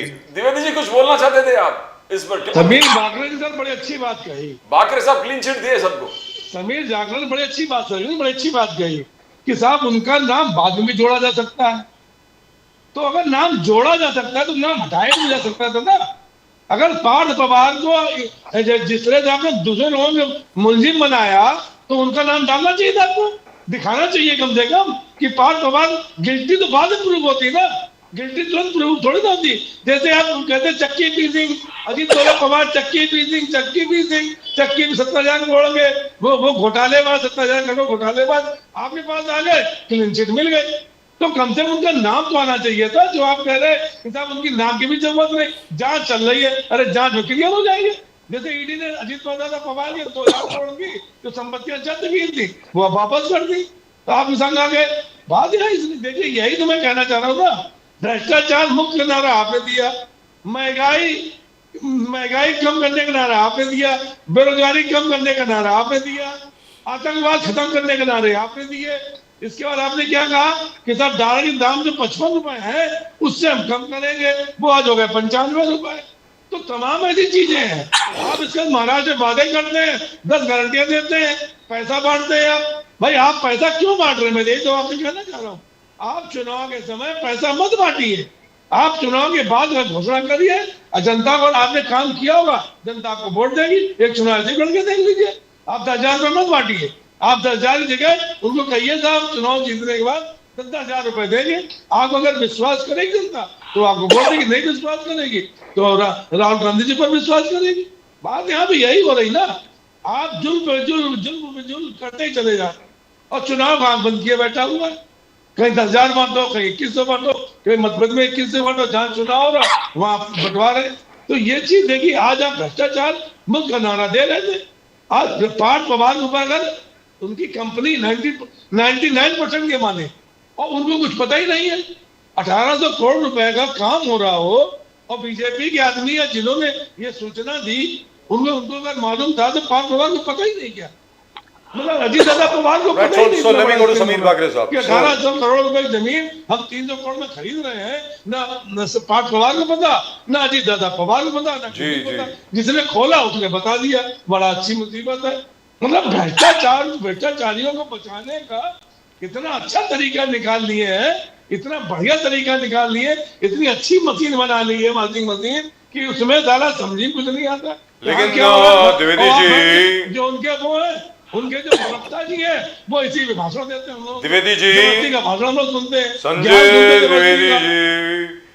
द्विवेदी जी, वो land deal is now cancelled, वो जमीन वापस कर दी गई है। अगर वास्तविकता में भारतीय जनता पार्टी इसके पीछे होती और ये कहती कि भाई ये जमीन आपको दे दी गई है किसी भी कारणवश, तो कोई भी कारण निकाल सकते थे, जमीन दे देते, बंद कर दिया। बीजेपी ने कैंसिल करवाई है ना जमीन की जो डील है। बीजेपी की बात नहीं कर रहा हूँ मैं, अजीत दादा पवार की बात कर रहा हूँ, पवार की बात कर रहा हूँ, जो अभी इन्होंने कहा कि अगर उनका नाम जरूरी होगा तुम्हारा छूट जाएगा। ऐसा है, तो उनके नाम एफआईआर क्यों नहीं हुई? क्योंकि समीर बागरे साहब ने कहा है कि एफआईआर में बाद में भी नाम जोड़ा जा सकता है ना। नहीं, हम पहले नहीं होता तो उनका नाम हट जाता। बागरे साहब, मोहन भागवत जी का एक स्टेटमेंट आया कि एवरीबडी, हिंदू, क्रिश्चियन हो, मुसलमान हो, अगर इस मातृभूमि को पूछता है तो is a Hindu. Now, is this a call for unification? How do you see this particular statement? मातृभूमि को पूछने वाले कोई भी धर्म का हो, हिंदू मुस्लिम सब हिंदू है, सब मुस्लिम क्रिश्चियन सब हिंदू है। बागरे साहब, देखिए प्रदीप जी, परम पूजनीय सरसंघ चालक डॉक्टर मोहन जी भागवत हमेशा ही अखंड भारत देश की पूरी जनता के साथ बात करते हैं। तो उनका जो ये स्टेटमेंट है वो हमारे संघ की जो इतने सालों से 100 साल से जो हमारा मानना है उसी के इसमें है। हमारे हिंदुस्तान में सभी लोग तो हिंदू ही थे ना पहले, आज अगर कुछ कन्वर्शन हुए हैं, कुछ मुसलमान बने, कुछ क्रिश्चियन बने, तो ये तो कन्वर्शन बाद में हुए। तो हमारा तो सबका डीएनए ओरिजिनल तो हिंदुइज्म का ही है। और अगर मोहन भागवत जी ने कहा है कि अगर कोई हमारे देश के नागरिक है और वो हमारे देश के प्रति मतलब कमिटेड है, तो वो हिंदुत्व वे ऑफ लाइफ है, हिंदुइज्म से कमिटेड है। तो मैं ऐसा मानता हूँ कि हमारे देश के सभी नागरिक है। इसलिए मैंने पूरे आपके डिबेट के शुरुआत में ही कहा, the time has come for the moderate Muslims to come on the streets and condemn the terrorism in a big way. और इसी से हमारा मतलब हिंदू समाज को भी एक एश्योरेंस मिलता है कि नहीं, there is no tacit approval of any community for such kind of terror activities. अगर आप उसका वोसिफोरस प्रोटेस्ट करेंगे तो देश के लिए भी अच्छा रहेगा। और I welcome doctor Mohan ji Bhagwat statement and we all agree with his statement. Right, so Sameer Bagre साहब, चलते just one small thing, the talks between India and Russia proceeding very well, बहुत अच्छी तरीके से चल रही हैं। अभी जयशंकर साहब की मीटिंग हुई कल ही व्लादिमीर पुतिन साहब के साथ मॉस्को में। एससीओ के काफ़ी रिप्रेजेंटेटिव्स थे उसमें वो भी थे, और अलग से भी एक मीटिंग हुई उनकी। और ये भी सुनने में आया जो सुखोई 57E है उसकी जो पहले जो सुखोई 30 Mark 1 की जो फैक्ट्री है नासिक में, on the same assembly line perhaps we shall be manufacturing the Sukhoi 57E over here in India, which is absolutely fantastic. And there is complete transfer of technology, complete transfer of everything. Indian scientists and our engineers will have access to all technology and software. I think nobody else is offering that kind of a deal. So we can have our own weapon systems, we can have our own whatever, which is absolutely fantastic. So Putin साहब आ रहे हैं यहाँ पे दिसंबर में, कुछ बोलना चाहेंगे sir उसके बारे में आप? देखिए, देश की सुरक्षा के लिए जो देश से हमारे टेक्नोलॉजी लेना है और बाद में उसको मेक इन इंडिया के तहत हमारे देश में बनाना है, तो our government is very conscious and taking very strong steps on making India defense self-reliant. So एक इसी का पार्ट है। और रशिया हमारा पुराना दोस्त है। रशियन एक देश ऐसा है कि who has stood with us in all the मतलब difficulties. So we must respect Russia as a country, as a friend. And अगर कोई डील उनके साथ हो रही है which is good for the country, that definitely will do. आपने देखा कि इतनी अपोजिशन के बाद भी मोदी साहब ने इतना ज्यादा उनके खिलाफ प्रचार दुष्प्रचार करने की कोशिश की, उसके बाद भी रफाल का जो एयरक्राफ्ट लाया और उसको सुप्रीम कोर्ट तक लोगों ने चैलेंज करने के बाद भी हम हमारे सेना के लिए हमने रफाल जेट्स लाए। और आपने देखा ऑपरेशन सिंदूर के दौरान या बाकी सिक्योरिटी एस्पेक्ट में वो कितना इंपॉर्टेंट है। वैसे ही Russians have been with us in submarine, Russians have been with us in lot of aircraft technology, so we welcome these talks. And the S-400, don't forget that. Don't Yes. forget the S-400, yeah. Yes, S-400 was the magical Yes. system which protected all And our the BrahMos countrymen. missile, and the Brahmos. BrahMos. Yes, so I am very happy that our country is taking proactive steps Yes. on all the fronts, be it Russia, be it USA and other countries where lot of different technologies we need to get. So मैं तो ये कहना चाहूंगा कि हमारा देश सुरक्षित हाथों में है।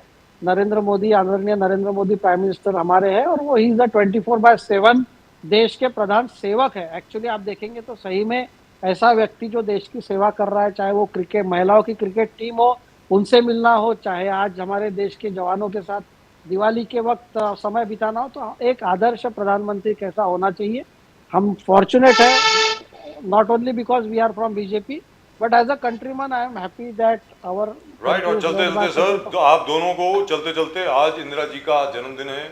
इंदिरा जी के जन्मदिन पर हम उनको भावभीनी श्रद्धांजलि देते हैं, उनको याद करते हैं और ये भी याद करते हैं कि किस प्रकार इंदिरा जी ने वेस्ट पाकिस्तान और ईस्ट पाकिस्तान का बंटवारा किया और बांग्लादेश बनाया। आज की तारीख में सूरत हाल वैसे अलग है जहाँ तक बांग्लादेश का सवाल है, लेकिन वो भी मुझे लगता है ठीक हो जाएगा बहुत जल्दी। Very soon I think mister Mohammad Yunus will realise what he is taking on and where he is leading his country. So our tribute to Mrs. Indira Gandhi, a great Prime Minister. Well, that's it.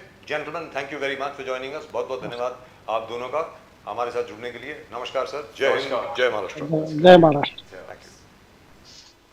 Well, that was nice, but, Yeah, fantastic. but the only thing is that, very frankly speaking, at the end of the day, whereas the indices, all the economic indices are great, fantastic. India is growing, inflation is down, consumer price index is down, everything else is down. But the point is, how do we define jobs? Where do kids get jobs from? The jobs are a problem. The price of the dollar is a problem, and the price of diesel and petrol, that's a problem. So I don't know. At some point of time, the BJP should be forced to answer these questions. अब ये काम है कांग्रेस का और कांग्रेस कर नहीं रही है, और जब तक ये काम कांग्रेस नहीं करेगी मोदी जी जीतते I रहेंगे, would say जीतते you रहेंगे। need to highlight, आप कह रहे हैं कि inflation is abysmal, 1.0 point something, but the price of milk has increased, the price of products have increased. अरे the बस price सर, of सब्जियों की प्राइस ऊपर Yes, है, yes. दूध की प्राइस ऊपर है, दही की प्राइस ऊपर है, दालों की प्राइस ऊपर है, Petrol, diesel और actually. Consumer price index Yes. नीचे है। मतलब ये कुछ समझ में नहीं आया। वेरी फ्रैंकली स्पीकिंग, ये मिरेकल कैसे परफॉर्म हुआ है ये जरा देखना पड़ेगा। खैर जो भी है, in any event, I think there was a very good discussion today, and tomorrow Mr. Nitish Kumar is going to be sworn in as Chief Minister of Bihar, I think for the 10th time. अभी तक 9 बार उनकी swearing in हो चुकी है, 10वीं बार उनकी swearing in होगी। I hope his health is all right, मुझे जहाँ तक मैं मानता हूँ। he's not been meeting the media, that is the problem. Yeah, he's not been talking to anyone. Maybe he's taken a leaf out of Mr. Modi's book, perhaps. Right, that's just about it from both Pradeep ji and myself. और अगर आपने channel को अभी तक subscribe नहीं किया है, please करें। to that particular icon, click to that icon of subscribe. You subscribe to the fastest growing channel of the nation, Nation Now.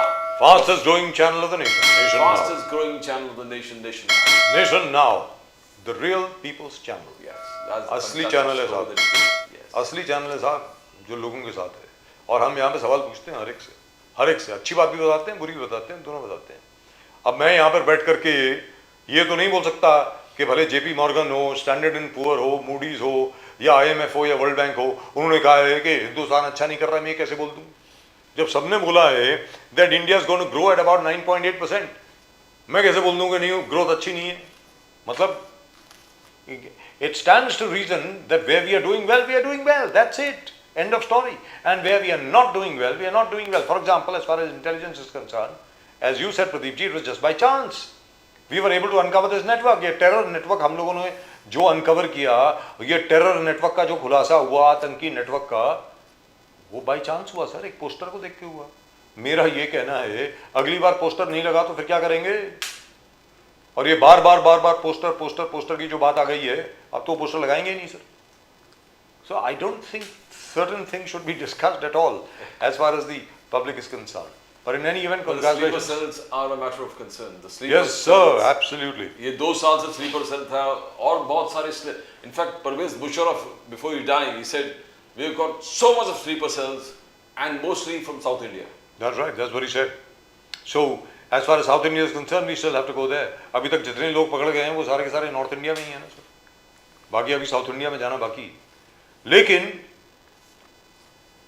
मेरा सिर्फ ये मानना है कि इंटेलिजेंस नेटवर्क, चलिए आपने अभी इनको एक्सपोज कर दिया और भैया आप सोना नहीं, आप बाकी सबको भी एक्सपोज कीजिए। जो 2-2.5 साल से आपको मालूम नहीं था, अब क्या कर रहे हैं आप, अब तो करिए। So I hope all of us remain safe. That's all that I'm saying. I hope India remains safe and India is able to defend herself very, very well against all enemies, internal and external. Right, that's just about it in tonight's show. आज के show में सिर्फ इतना ही। आप सब लोगों को प्रदीप जी और मेरी तरफ से और नेशन नाउ की पूरी टीम की तरफ से जय हिंद, जय महाराष्ट्र, जय भवानी, जय शिवाजी, वंदे मातरम, Vande Mataram. भारत माता की जय, जय हिंद। Jai Hind.